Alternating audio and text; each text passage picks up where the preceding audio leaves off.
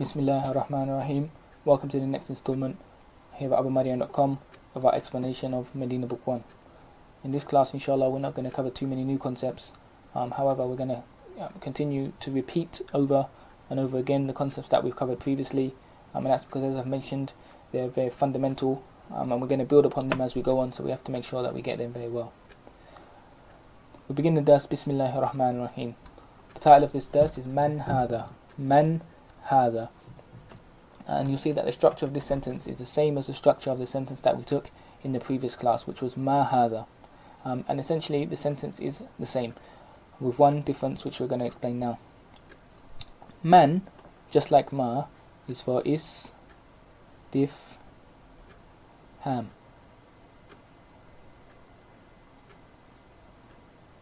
For istifham, which means questioning.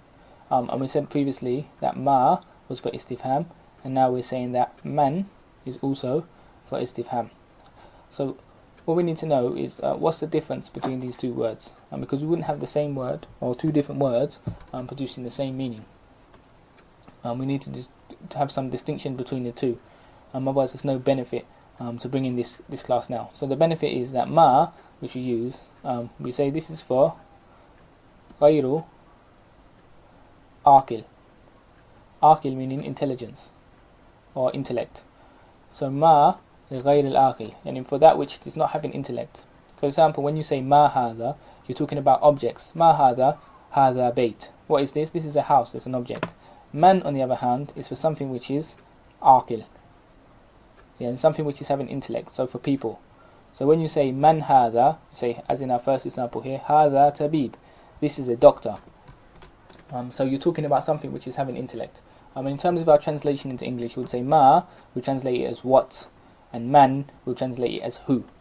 So the difference between man and ma is that ma is for ghayr al-aqil, is for that which does not have intellect, and man is for aqil, that which has intellect. The structure of the sentence is exactly the same. Man hada, ma hada. Man is the khabar al-muqaddam, and it's the khabar and it's been brought forward. And hada is the mubtada. And as we mentioned in our previous class, that the usual situation is that the mubtada comes first and the khabar comes second. However, here the khabar has come forward. Why?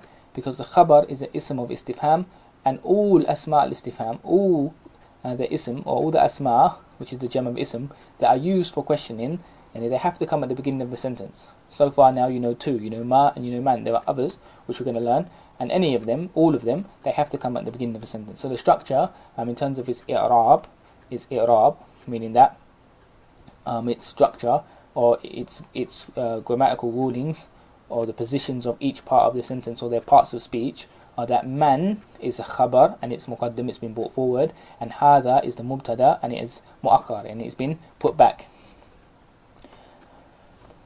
Here we go to our first example. Man hada. So who is this? Man hada. The jawab, the answer, hada tabib. Hada tabib. And to go over another concept that we mentioned in the previous, this tabib here is going to be having dammatain. Hada tabibun. Yani hada tabib. And the reason it's having dammatain, because it is the khabar. Yani hada here is the mubtada and it is marfu'. If you remember in our last class, we mentioned that the mubtada and the khabar, the ruling for both parts is that they are marfu', meaning that they take dhamma at the end of each kalima. So hada here, it has a dhamma, but we can't see the dhamma because hada is mabni. Mabni meaning that it doesn't change, which we also mentioned in our last class. Tabibun, on the other hand, here we can see the dhammatain there, zahir, because tabibun is mu'arab, meaning at the end of it changes. So we're going to see in our coming verses we can have tabibun, tabibin, tabiban. The kalima tabib, but the ending part of it can change. Unlike hada, we'll see in any of our verses that come, hada will always mean hada. It will never change in the ending of the kalima. So hada here is the mubtada and it's marfu'. And the alamatul raf, the sign of the raf, the sign that is marfu' is a dhamma. But the dhamma is not seen. Why? Because the kalima is mabni. And here tabibun is also marfu', and the alama, the sign that is marfu' is the dhamma, and here the dhamma is lahir, and we see at the end of the kalima. Man hada, hada talibun, and tabib, as we jump past that, tabibun is a doctor, and it comes from the Arabic tib, which means to practice medicine, which means medicine or to practice medicine. So at-tabib is the one who practices medicine. Man hada, who is this? Hada talib or talibun. Who is this? This is a student. This is a student. And talibun comes from the Arabic talaba, which means to seek. So a student is the one who seeks, and he seeks ilm, seeks knowledge. This is a talib. So man hada talib. And here we have the same structure that we mentioned even since the very first verse when we said hada bayt, hada talib. In its grammatical sense, the structure is exactly the same. We have a mubtada and we have a khabar. Man hada walad.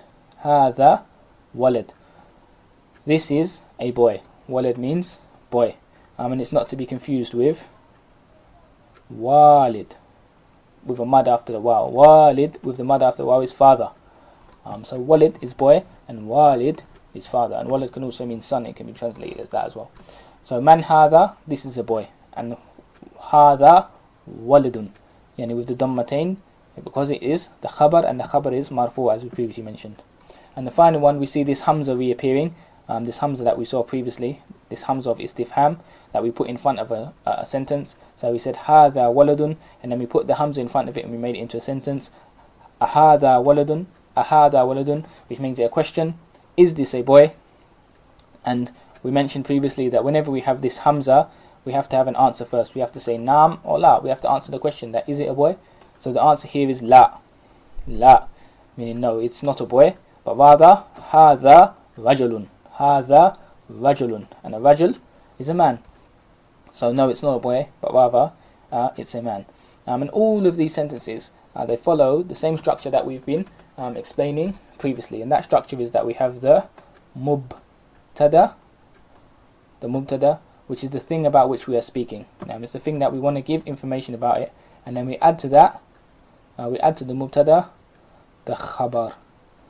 And the khabar is the news about which we are speaking. And we did mention whenever the khabar, if the khabar is a ism of istifham, then these two, their order can be swapped around. But the origin is that this one comes first, and this one comes second. That's the origin. However, they can be swapped around for a reason, and we mentioned one of the reasons is whenever the khabar is a ism of istifham, then it can be put to the beginning. So that's going to wrap it up for this class, inshallah. In the next class, we're just going to go through the next set of sentences in the book. We're going to read through those, and we're going to explain some of the new kalimat. There are not many new concepts. And after that, inshallah, we're going to get into lesson 2 in the book. So please stay with us here at abumaryam.com as we go through and continue explaining this book. Leave comments on the YouTube channel. Send us emails. Send us in your homework. We'll mark that for you, inshallah ta'ala. Barakallahu feekum. Assalamu alaikum wa rahmatullahi wa barakatuh.